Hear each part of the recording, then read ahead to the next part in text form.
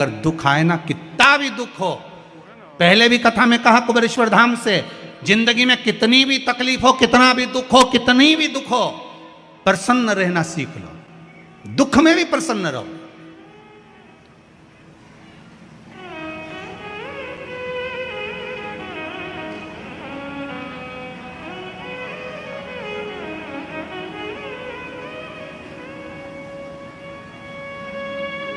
आज सवेरे जब माताएं मिलने के लिए भाई लोग आए तो एक माता ने कुछ पत्र लिखा था, वो मैं लाया नहीं, यहाँ पर कक्ष में होगा।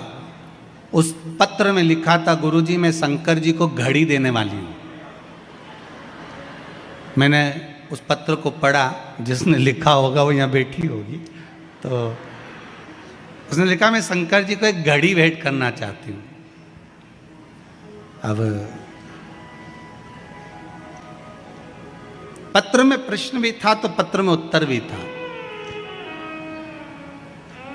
मेरे मन में आई है मैं घड़ी शंकर जी को भेंट करूं, तो किस लिए करी होगी? तो उसने नीचे लिखा है, भगवान आते हैं ये पक्का है, पर समय भूल जाते हैं। भगवान आते हैं ये पक्का है, पर समय भूल जाते हैं। इसलिए मेरा मन है कि भगवान भी समय पर आए, इसलिए मैं एक बार उनको घड़ी दे दूं कि टाइम देख लिया करो, हमारा दुख का घड़ी है, तुम आ जाया करो समय देख कर। वो बैठी होगी यहीं हो जिन्हें घड़ी भेंट करी शंकर जी की।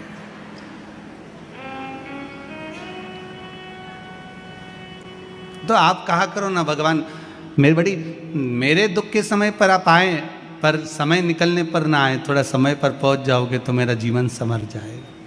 मेरा जीवन, पहले भी कथा में कहा, काल बनाने वाला महाकाल है।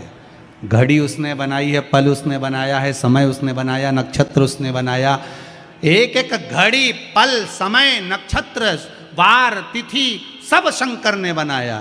फिर निवेदन करूंगा, घड़ी खराब हो जाए, समय बेकार हो जाए, घड़ी अगर बेकार हो गई तो किराने वाला नहीं सुधारेगा, घड़ी बेकार हो गई कपड़े वाला नहीं सुधारेगा। घड़ी को घड़ी की दुकान पर लेकर जाओ तो घड़ी सुधार देगा। अब कोई कहे कि वो भगवान हमारी घड़ी सुधार देगा, वो भगवान हमारी घड़ी सुधार देगा, वो घड़ी सुधार देगा। जिसने घड़ी बनाई, शिव महापुराण में लिखा है, वार शंकर जी ने बनाया, तिथि शंकर जी ने बनाई, नक्षत्र शंकर जी ने बनाया, पल शंकर जी ने बनाया।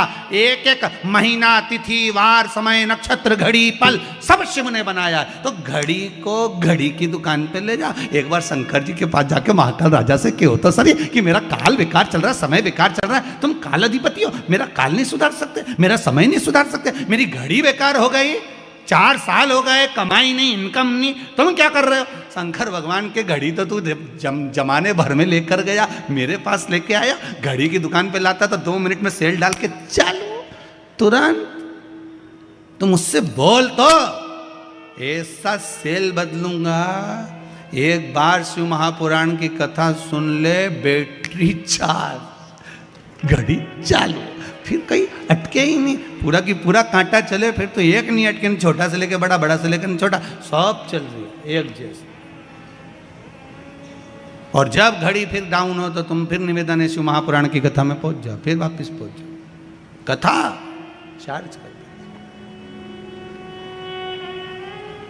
सती मैया, अब दक्ष प्रजापति ने यज्ञ रखा, सबको बुलाया, शिव जी को नहीं।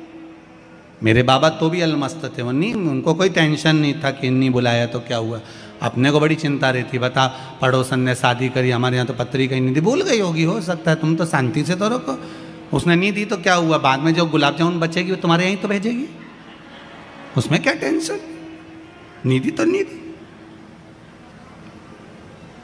या तो पहले गुलाब जामुन खा लो या बाद में खा लो। भूल जाएगी तो बाद में मिठाई का डब्बा भेज देगी कि जीजी मैं तो भूल गई थी, मिठाई तेरे यहाँ भेज दी इसलिए, तुम नहीं आई, हमारे यहाँ पत्र नहीं आया था, अच्छा कोई बात नहीं। भगवान शिव ने कहा कोई बात नहीं, नहीं बुलाया ना, अच्छा है, कोई टेंशन वाली बात नहीं, नहीं बुलाया मत बुलाना, पड़े रहना। पर चिंता माता सती को लगी थी। ये माताओं को जो टेंशन होता है ना, ये थोड़ी सी बात की चिंता लेकर बहुत बड़ी बात कर लेती, थोड़ी सी बात।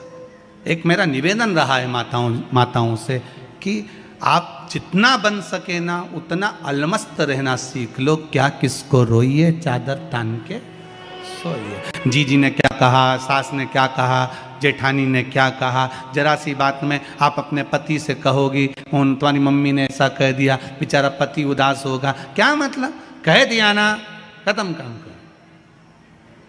पर कईयों की आदत रहती है, जरा सी बात सुनी नहीं, भगोने जैसा मुंडा हुआ नहीं।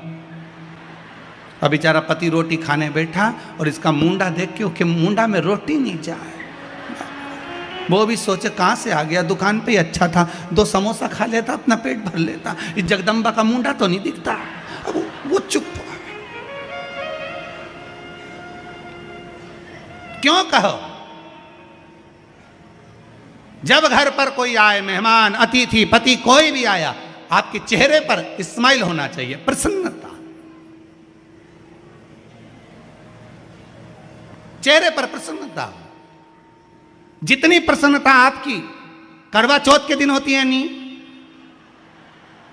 उतनी प्रसन्नता होना चाहिए। जब चलनी में उसका मुंह देखो, उसका चरण छुओ, धोक लगाओ सिर पे बढ़िया ऐसा बक्कल मक्कल लगा के, इधर क्लिप मिलिप लगा के, और जब तुम उसको धोक लगाओ, तुम उसको धोक लगाओ, वो चंद्रमा को धोक लगाए, इसको परमानेंट एसी कर दो भगवान, वो चंद्रमा से। वैसी प्रसन्नता होना चाहिए, चेहरे पर प्रसन्नता हमेशा हो।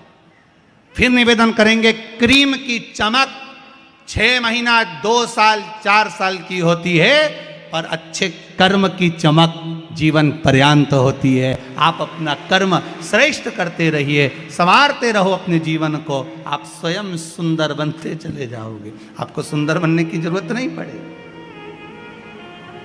शिव जी का तो गुणगान ही कहता है, सत्यम शिवम सुंदरम, सत्याया शिव मिला, शिव मिला तो जीवन सुंदर।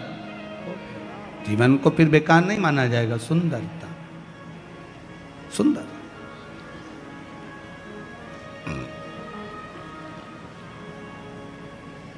श्री शिवाय नमस्तुभ्यम।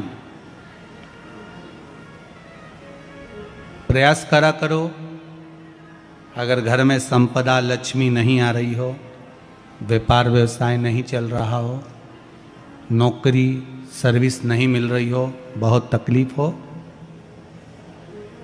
7 बेलपत्री केसर को घिसकर चंदन बनाकर बेलपत्री पर बीच वाली पत्ती पर ओम लिखना है। दोनों पत्तियों पर भी एक आद्यशक्ति जगदम्बा के नाम की केसर की बिंदी लगाना है, दूसरे में श्री गणेश रिद्धि सिद्धि के नाम की बिंदी लगाना है। शिव जी पर समर्पित करते जाना, शंकर को चढ़ाते जाओ। सोमवार की अष्टमी के दिन भगवान शंकर को बेलपत्र समर्पित जरूर करना चाहिए, वो भी शाम के समय पर। आप लोग तो जानते होंगे कि सोमवार की जो अष्टमी होती है, शंकर और पार्वती के मिलन का दिन होता है। किसके मिलन का है, जम के बोलिए। शिव और पार्वती के मिलन का दिन होता है सोमवार की अष्टमी का दिन। साल भर में लगभग 4 या 5 सोमवार की अष्टमी पड़ती है, इससे ज़्यादा नहीं पड़ती। पर भाग्यशाली हो आप सब, अब की बार तो लाइन से 2 बार पड़ रही है। शायद एक 27 दिसंबर की पढ़ना चाहिए और एक 10 जनवरी की पढ़ना चाहिए, जहाँ तक ऐसा उम्मीद है। अभी देखा नहीं पंचांग, और ऐसा उम्मीद है कि 27 दिसंबर की पढ़ना चाहिए और 10 जनवरी की पढ़ना चाहिए, सोमवार अष्टमी। शिव और पार्वती के मिलन का दिन होता है सोमवार की अष्टमी।